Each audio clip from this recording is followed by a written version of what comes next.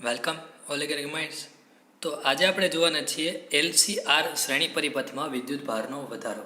Okay, અથવા જે લખ્યું છે LCR circuit its analysis and condition for oscillator, તો એ જોવાના છીએ. તો LCR શ્રેણી પરિપથમાં વિદ્યુત ભાર જે છે એ વધે છે, તો કઈ રીતે વધે છે એ આપણે જોવાના છે, અને એની માટેનું ઇક્વેશન પણ મેળવવાના છીએ, ડિરાઈવ કરવાના છે. તો એકદમ શોર્ટ એન્ડ સિમ્પલ ડેરિવેશન છે, તો ધ્યાન આપશો એટલે મજા આવશે. અને બીજી વસ્તુ કે આપણે અત્યાર સુધી કા એલ અને કા આર રાખ્યો હતો, અથવા સી અને આર રાખેલો હતો, પણ આ જે સર્કિટ છે એમાં ત્રણેય વસ્તુ સાથે છે, એટલે એલ, સી અને આર, કે જેની સર્કિટ તમે જોઈ શકો છો કી ઓફ છે, પહેલી સ્ટાર્ટિંગમાં સ્વિચ ઓફ છે અને બેટરી જોડેલી છે. હવે ટી બરાબર 0 સમયે વિદ્યુત ભાર શું હોવાનો છે? 0 છે, કારણ કે કળ જે છે એ બંધ નથી કરી. એટલે ટી બરાબર 0 સમયે એક્ઝેક્ટ આપણે એમ માનીએ કે કળ ચાલુ કરવામાં આવે તો સમય જતાં ધીમે ધીમે કેપેસિટર શું થવા માંડશે? ચાર્જ થશે. એટલે અહીંયાથી આ બેટરી ચાલુ થાય, આ આખી સર્કિટ કમ્પ્લીટ થઈ જાય, એટલે ચાર્જ જે છે પોઝિટિવ નેગેટિવ, એટલે અહીંયા ચાર્જ આની ઉપર જમા થવા માંડે કેપેસિટર પર. અને એક સમય એવો આવે કે ટી બરાબર ટી સમયે કેપેસિટર ઉપરનો વિદ્યુત ભાર ક્યુ હોય છે અને ચાર્જિંગ પ્રવાહ આઈ બરાબર ડીક્યુ બાય ડીટી હોય. અને હવે એ પરિપથમાં કિર્ચોફનો નિયમ આપણે જે રીતે કીધું છે કે અહીંયા જેટલા વોલ્ટેજ હોય એટલા જ વોલ્ટેજ અહીંયા અને અહીંયા હોવાના. તો આના વોલ્ટેજ થશે IR, ઓકે. પછી આના જે છે સીના, તો એ થશે ક્યુ બાય સી, અને એલના થશે across the inductor L dI by dt is equal to V. તો આની પહેલાં પણ આપણે યુઝ કરેલું હતું, પણ એમાં કા એલ અને આર હોય તો આપણે આ બે ઇક્વેશન મૂક્યા હતા, અને કા જો આર અને સી હોય તો આપણે આ બે ઇક્વેશન યુઝ કર્યું હતું, ઓકે.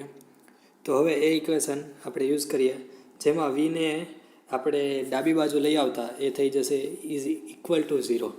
એવું શું કામ કર્યું? કારણ કે આપણે એને બનાવવું છે દ્વિચલ સુરેખ સમીકરણ, ઓકે, કે જેનો દ્વિઘાત વિકલ સમીકરણ, ઓકે. તો દ્વિઘાત વિકલ સમીકરણ બનાવવા માટે આપણે એવું કર્યું છે. હવે આઈ બરાબર છે ડી ક્યુ બાય ડીટી, તો આ D square Q by DT square plus R into D Q by DT, અને આ જે છે આનું સાદરૂપ આપો Q minus CV upon C એવું થઈ જશે, ઇઝ ઇક્વલ ટુ 0. હવે આપણે ધારીએ કે એક્સ બરાબર ક્યુ માઇનસ સીવી છે, ઓકે. તો હવે ડીએક્સ બાય ડીટી બરાબર થશે ડી ક્યુ બાય ડીટી, એટલે આનું વિકલન કરી નાખ્યું. અને જેમાં સીવી જે છે એ અચળ છે, તો ડી બાય ડીટી એનું શું આવવાનું છે? તો કે 0. એટલે હવે સમીકરણ 2 છે, એટલે આ ડીએક્સ બાય ડીટી, તો એનું વિકલન કરીએ. તો પહેલાં અહીંયા શું કર્યું? આનું વિકલન એટલે ડી ક્યુ બાય ડીટી, આનું વિકલન 0. હવે બીજી વખતનું વિકલન કરો તો શું થશે? તો કે DX square by DT square is equal to D square Q upon DT square. હવે સમીકરણ 2 અને 3ની કિંમત સમીકરણ 1માં મૂકી દઈએ, એટલે કે આ સમીકરણ 2ની કિંમત ડીએક્સ બાય ડીટી અને D square X by DT square, આ બંનેની કિંમત આપણે સમીકરણ નંબર 1માં, એટલે કે અહીંયા મૂકી દઈએ. તો જો ડી ક્યુ બાય ડીટી બરાબર શું થઈ ગયું? તો કે DX by DT D square Q by DT by square is equal to D square x upon DT square. તો આપણી પાસે સમીકરણ કંઈક આ રીતનું બની જશે, કે જે એક્ઝેક્ટ તમે જોઈ શકો છો દ્વિઘાત વિકલ સમીકરણ છે, જે તમારે ગણિતમાં આવે છે. હવે આપણે એ દ્વિઘાત વિકલ સમીકરણ છે એમાં આગળ ક્યારેય ડી સ્ક્વેર એક્સ છે એની આગળ ક્યારેય આપણે અત્યાર સુધી સહગુણકવાળું ઇક્વેશન ન જોયું. એનું સ્ટાન્ડર્ડ ફોર્મ આ જ રીતનું છે, અથવા અહીંયાથી બતાવું તમને કે આ રીતનું છે. ડી સ્ક્વેર એક્સ પ્લસ કોઈ પણ કોન્સ્ટન્ટ, એટલે બી અથવા એ D x plus k square into x, એટલે કંઈક આ રીતનું છે. તો એ રીતનું બનાવવા માટે આપણે આખા સમીકરણને એલ વડે ભાંગી નાખીએ, તો અહીંયાથી કેન્સલ આઉટ થઈ જશે, આના છેદમાં એલ આવી જશે, અને આમાં પણ છેદમાં એલ આવી જશે, એટલે કંઈક આ રીતનું બની ગયું. હવે આર અપોન એલને આપણે 2b ધારી લઈએ, અને 1 અપોન એલ સી જે છે એને આપણે કે સ્ક્વેર ધારી લઈએ, તો એ કંઈક આ રીતનું બની જશે. D square x upon DT square plus 2b dx by dt is plus k square x is equal to 0, okay.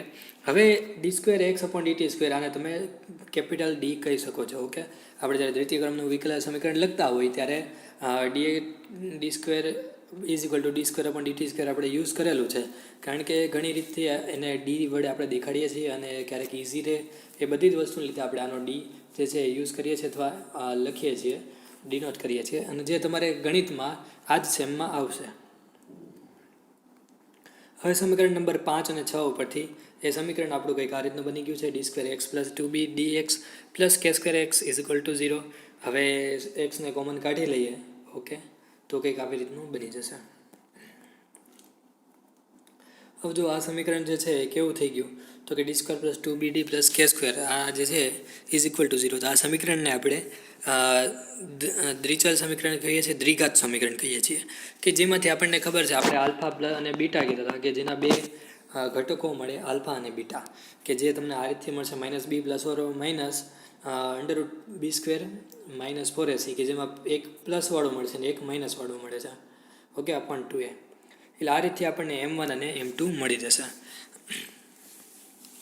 કે જેમાં m1 બરાબર 1 છે. એ ક્યાંથી ખબર પડશે તો કે અહીંયા જે છે m1 બરાબર આપણે 1, અને એમાં કઈ કઈ વસ્તુ તો કે કિંમત મૂકવાની થશે. બી એટલે અહીંયાથી કિંમત મૂકશું, એ એટલે અહીંયાથી કિંમત મૂકશું. તો એ રીતથી એ ક્યાં આવશે તો કે જો એક્સ સ્ક્વેર જે આ વાળો કમ્પોનન્ટ હોય એની આગળનો હોય આપણો એ થઈ ગયો. તો એ સ્ક્વેર વાળો કયો છે તો કે હા, એટલે અહીંયા 1. ઓકે, એવી રીતે બી થઈ ગયો આપણો 2b અને સી થઈ ગયો આપણો કે સ્ક્વેર અંડરરૂટ કે સ્ક્વેર. એટલે ઇન શોર્ટ તમે m1 કરો તો m1 તમારું આ રીતનું બની જશે.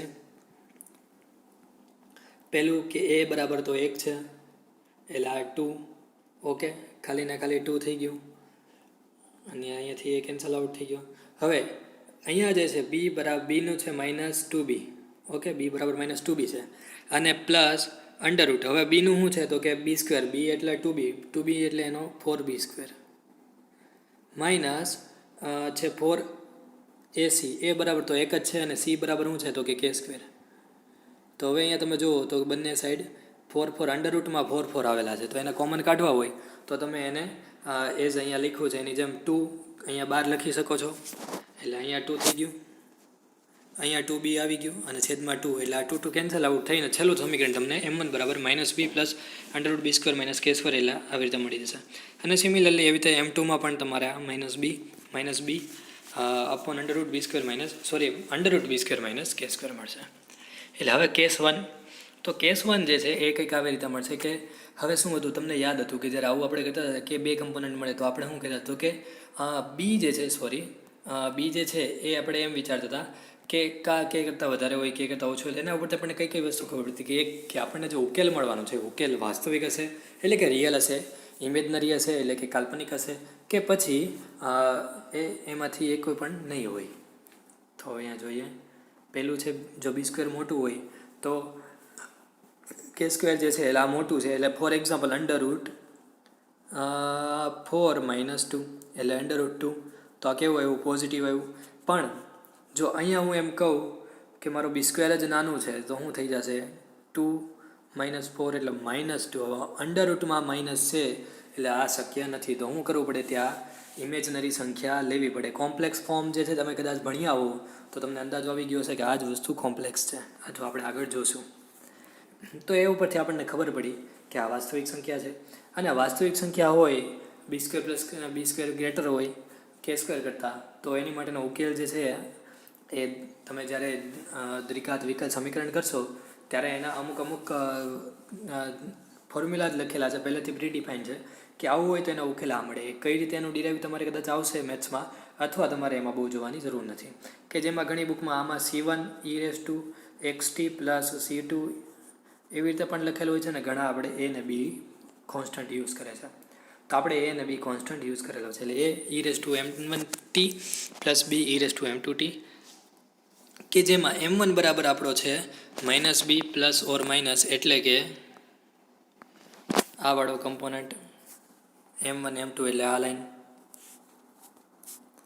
હવે આ મૂકી દીધી છે મેં, એ ને બી અચળાંક છે. તો હવે કેપેસિટર પરનો મહત્તમ વિદ્યુતભાર Q0 બરાબર થઈ ગયું CV છે.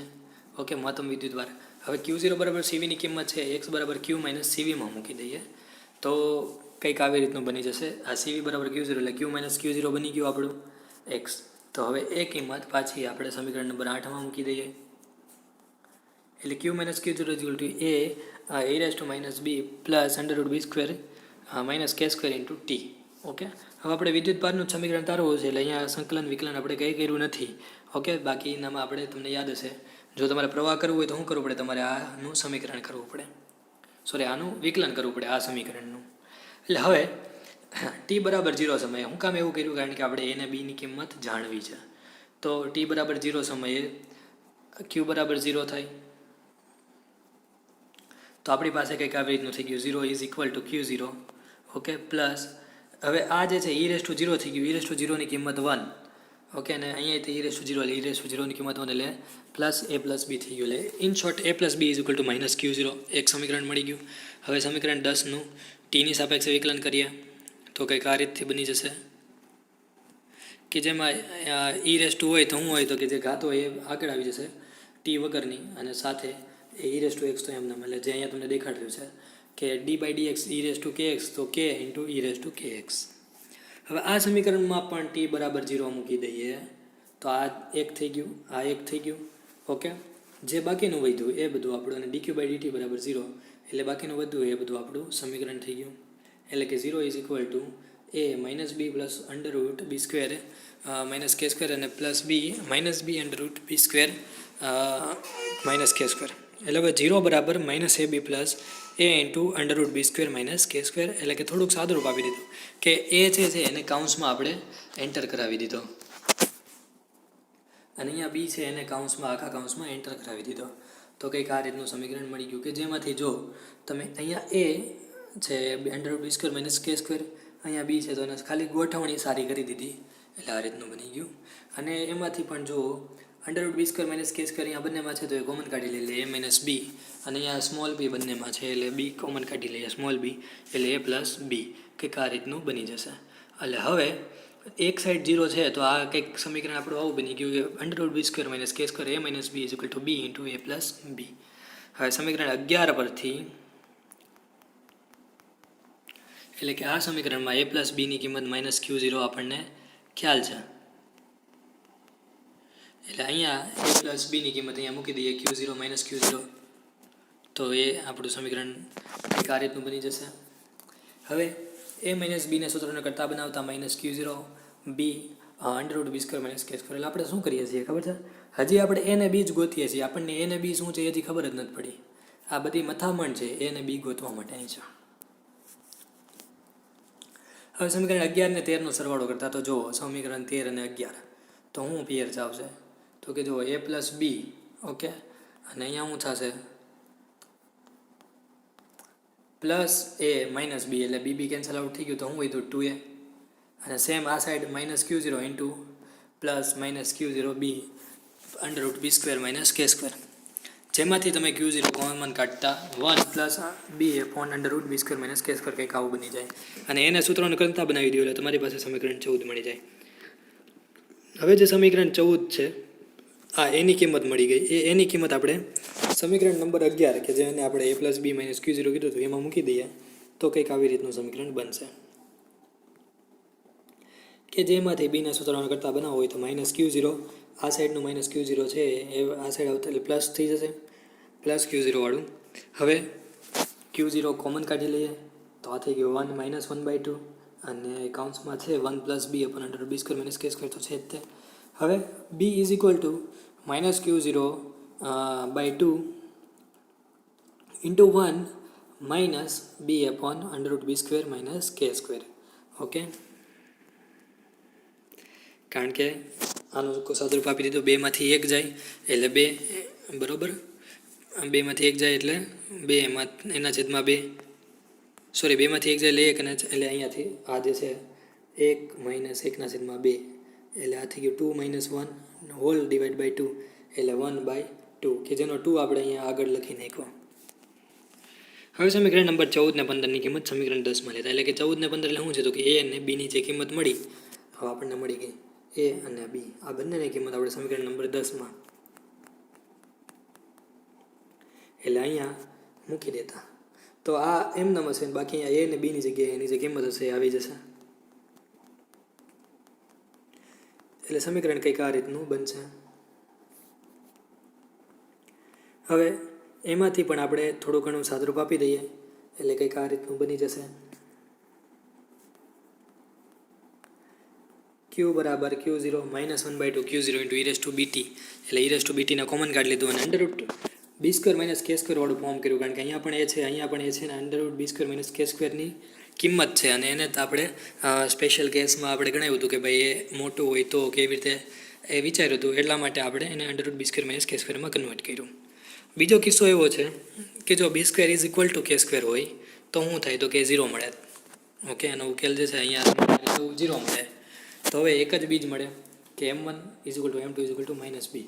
તો જ્યારે આવું થાય ત્યારે એક જ બીજ મળે કે જેની કિંમત હોય માઇનસ બી. હવે સમીકરણ 7નો ઉકેલ કંઈક આ રીતે મળશે કે x બરાબર q માઇનસ q0 હતું અને a plus B T into E raise to m1 T. Okay, તો સમીકરણ 7 એટલે જે આપણને મેઇન ઇક્વેશન મળ્યું હતું એ આ છે.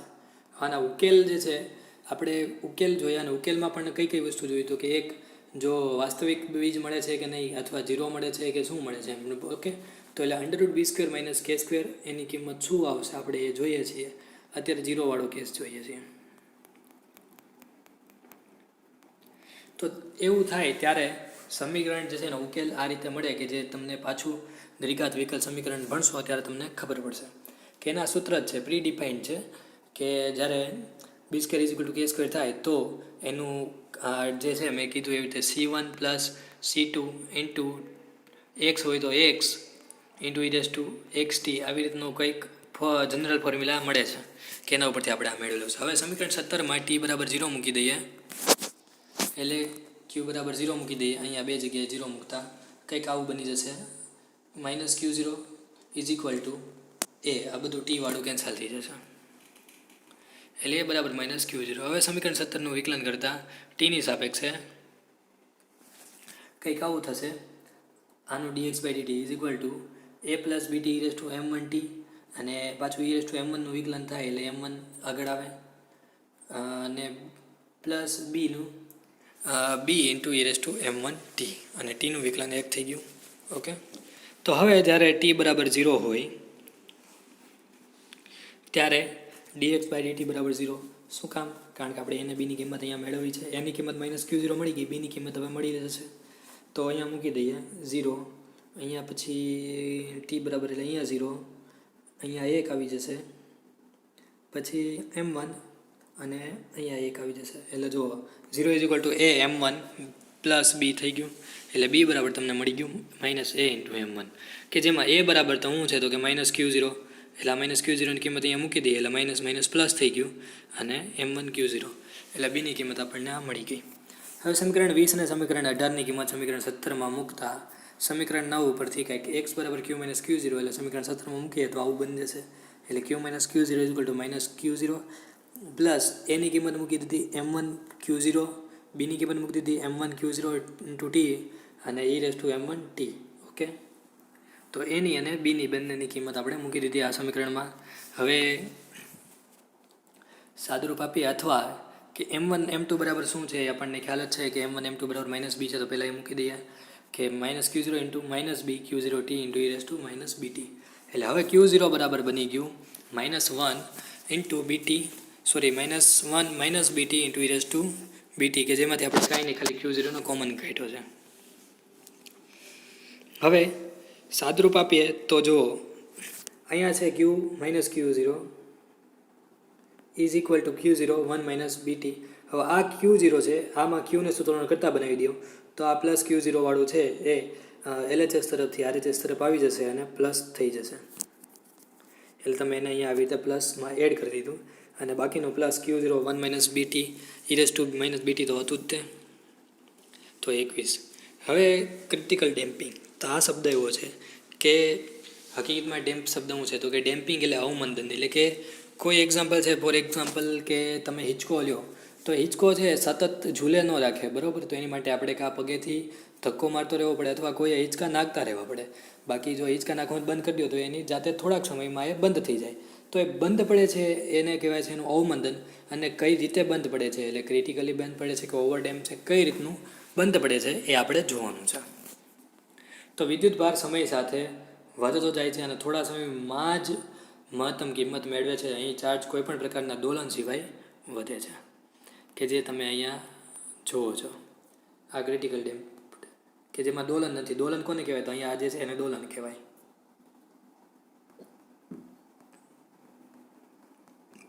તો હવે ક્રિટિકલ ડેમ્પિંગ મળી ગયું. હવે બસ એક નાનો એવો કિસ્સો બાકી રહ્યો છે, કિસ્સો નંબર 3, કે B² જે છે નાનું છે K² કરતાં, તો એને અંડરરૂટમાં મૂકો તો શું થાય? મેં તમને પહેલાં કીધું, જો નાનામાંથી મોટું બાદ કરીએ તો શું થવાનું છે? માઇનસમાં કિંમત મળે તો માઇનસ તો શક્ય છે નહીં, માઇનસનું વર્ગમૂળ.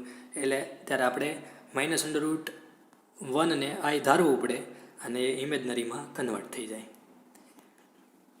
એટલે સમીકરણ 16માં જ્યાં તમને દેખાશે √B² - K² ત્યાં આપણે I ઓમેગા લખી નાખવાનું થશે. એટલે અહીંયા I ઓમેગા, કારણ કે બધામાં જોજો તમે, અને અહીંયા I ઓમેગા. જ્યારે આપણે બનાવ્યું હતું ને ઇક્વેશન ત્યારે જ આપણે એવું કર્યું હતું. અને આ 4 જગ્યા છે ને, આ 4 જગ્યા આપણે જ્યારે સમીકરણ જોઈએ ત્યારે જોઈ લેજો. ને આ 4 જગ્યા આપણે I ઓમેગા કરી નાખ્યું છે. સમીકરણ નંબર 16 જોઈ લો. એટલે તમને એમ ના થાય કે જાદુ થયું. ઓકે, તો અહીંયા I ઓમેગા, અહીંયા I ઓમેગા, અહીંયા I ઓમેગા ને અહીંયા I ઓમેગા. હવે સાદરૂપ છે આમાં કંઈક આ રીતનું થશે. તમારે એક એક સ્ટેપ છે એને અંદર નાખતું જવાનું થશે. એટલે કે આ થઈ ગયું I omega T, okay, plus આ જે છે B/I omega into I omega T. હવે તો કે plus I omega T minus B/I omega into I omega T. Okay, તો હવે જુઓ, તમને સમીકરણ જે છે હું તમને દેખાડું કે I omega t plus I omega T. Okay, અને પાછું તમને 2 કે થયું હતું કે આ 2 જે છે એને અહીંયા આપણે સરળતા ખાતર અંદર નાખ્યો, કારણ કે એને આપણે એક સમીકરણ બનાવવાનું છે એટલે.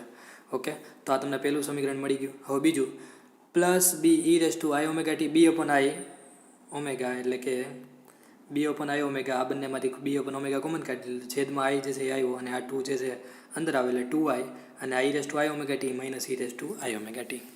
ઓકે, કઈ રીતે મળ્યું એવો અંદાજો આવી ગયો છે.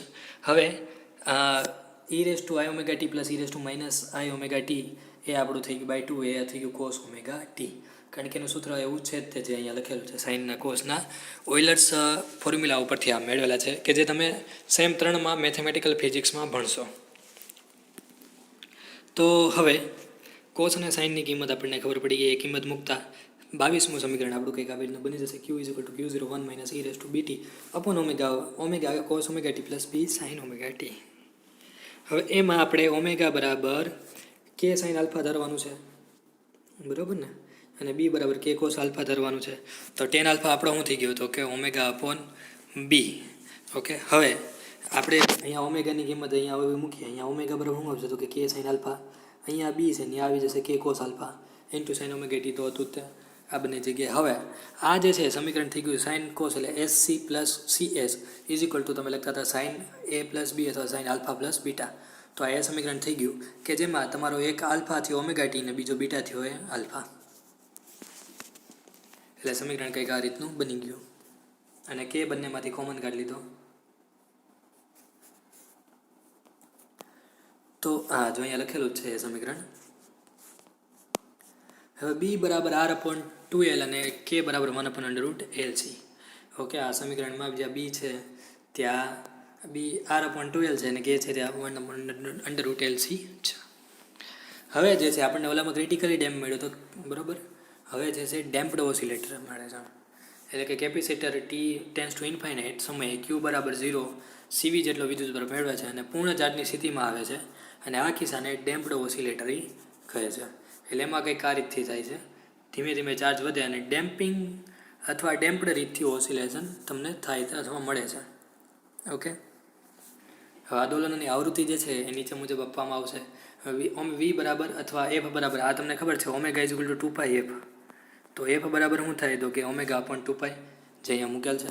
અને એમાં ઓમેગા શું છે? તો કે √K² - B², એની કિંમત આપણે અહીંયા મૂકી હતી, અને 2π છેદમાં એમનામ. એટલે ફ્રીક્વન્સી આપણી F કંઈક આ રીતની બની જાય. અને એમાં K અને B ની જે કિંમત આપણે હમણાં કીધી 2 મિનિટ પહેલાં, એટલે કે હા, આની કિંમત મૂકી દેતા સમીકરણ કંઈક દોલનની આવૃત્તિનું આવું મળી જશે. ઓકે, તો આ જે છે હતું વધારો હતું. તો સેમ આમાં આ જ રીતે આમાં આવે છે ઘટાડો. તો ઘટાડામાં કાંઈ નથી, એક જ કોન્સેપ્ટ છે.